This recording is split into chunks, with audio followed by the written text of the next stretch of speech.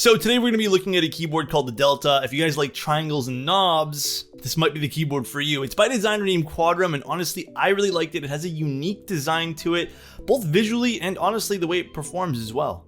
Now, the overall theme of the keyboard has triangles as well as this giant dial, which I love that it's offset off the keyboard. I think it looks really good. And with the current configuration, the way that I built it, I found the sound signature was a bit more poppy, which I quite like. But remember guys, it's all preference. Come on. And for full disclosure, this is not something I get to keep. This was sent to me on loan so I can do this video. But let's get right into the keyboard. And this is the Delta 65, and honestly, I really love the entire design language of this keyboard. I think the bigger bezels, the triangles, this beautiful knob on the top right corner over here that extends off the keyboard, I think it's all beautiful. And even the bottom of the keyboard matching the back looks absolutely stunning. I do think the back of the keyboard looks great as well as the inset USB over there. I think this is great looking. And to quote the designer here, it features a sturdy and unique design with gasket mounting, no external visible screws, and a conveniently sized and positioned programmable rotary encoder. They also say it's a form and function in one neat package with a stunning triangle themed design and solid roll PCB design for optimal feedback. Now, this is a first come first serve sale. I believe this is still open at the time of launch of this video. Now, this keyboard is priced at $479, which is a little bit steep to some people, but there is a lot of reasons for that. First of all, it's a 3-piece construction, which we'll show you guys later on in the video, as well as all the extra machining that goes into something like these triangles. I can't imagine that being cheap.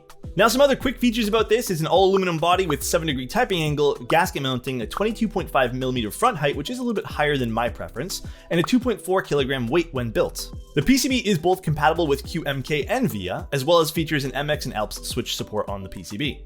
Now, one thing I really did like about this keyboard is it comes in a lot of really unique color combos, which I haven't really seen elsewhere. I love this black and teal one. I think this looks absolutely great. I wish I had some other keycap sets for this, but I really like this. And I do think the other colors they're offering, which I'll show you guys now, are absolutely stunning. But like we mentioned before, there's no visible screws in this keyboard. All that stuff's hidden underneath the keycaps over here, which I'll show you guys in a moment here. Now, one thing I do want to mention is I could not get this knob to go all the way down during the assembly of this prototype unit. Now, however, this is a prototype unit, and they told me that this would get fixed for the production run, which I have faith it will. And that was one of the more major flaws with this keyboard. But as we open it up, there's a few other little things that I'd like to nitpick as we go. And that's how we disassemble the top frame over here, where it's just 4 screws. You take off the keycaps, being the space bar, the tab, as well as the pipe, and you just take those off. And now the frame does lift out of the case. You do have to be careful because there is this JST connector, and this is one of my other gripes about this keyboard. Now, this JST connector doesn't feature those little plastic tabs on the side, which I usually look for in JST connectors. These type of JST connectors make taking out the actual connector from the port itself very difficult. I don't quite like these. In fact, I did suggest to the designer that they look for the ones with the plastic tabs on the side, as these are quite difficult to use. However, they're not unusable. And that same JST connector can be found, which attaches the rotary encoder PCB to the main PCB. Again, I didn't really like this. But as you guys can see, here comes the most interesting part about this entire keyboard. It's this polycarbonate layer that sandwiches the actual top frame and the PCB. And you guys can visibly see the gasket strips there, which are quite nice. I did really like this entire mid-frame piece over here, and it did add a layer of extra sound texture, which I do believe made it a bit more poppy. And here's the bottom piece, which is the exchangeable triangle piece over here, which is set to green or teal. I quite like the teal myself. I think this is my favorite color of the lot.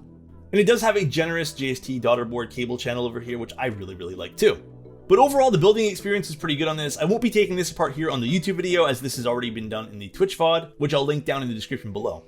One small builder's note for anyone who might be referencing this video is this JST connector over here. I do believe they said they were going to get a smaller connector, but this does have to be kind of stuffed underneath the polycarbonate, or else it causes some clearance issues when closing the case, which will leave a nasty gap on the frame itself, which you don't want. I didn't like that bit about it. I do wish they had maybe added some sort of channel over here, but stuffing the cable underneath this seems to work for now.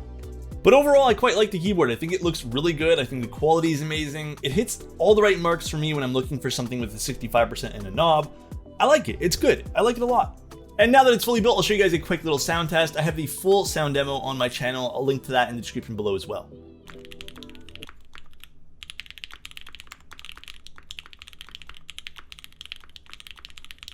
And oh man, that sounds really good. I honestly really like this keyboard a lot. It does sound poppy and has that crispness to it that just hits right.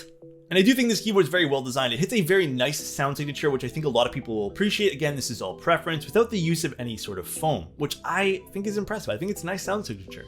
Now, the typing feel is a bit more stiff. I wouldn't say exactly this is a soft typing experience by any means. I would say it leans a lot more to the harder or more firm typing experience. So if that does suit your fancy, I think this is a great pickup. Now, again, it does have a bit of a price tag. And one thing that I did want to bring up at the end of this video was something that we talk about on my stream, which is called the 3 times rule, at least to start anyways, the 3 times rule. And I talk about this because I do believe that financial responsibility in this space of our hobby is very important. Some people might not have the funds for a keyboard, especially something like this price tag, or any price tag for that matter. And what the 3 times rule is making sure you guys can afford to purchase this 3 times over without having to go into debt. And I really want you guys to remember the roof over your head, and eating is way more important than these keyboards. But if you are looking for something with a unique design, with a unique internal design with that polycarbonate mid piece, and a really good sound signature and a great typing feel, I think this keyboard's for you. Again, this does lean more towards the firm typing experience and has a poppy sound signature. So if you guys are looking for that, I think this is a great pickup. Plus it has a shiny knob, you can't go wrong with that. And pretty triangles, you really can't go wrong with pretty triangles either. But I really did enjoy my time with the Delta. I'm sad I have to send this back. I actually might pick up one myself, again, if I can follow that 3 times rule this month. It's been a pricey month. And I know this video is a bit shorter, but if you guys like videos like this, please leave a like, subscribe, and comment down below, and I'll see you guys next time. Peace.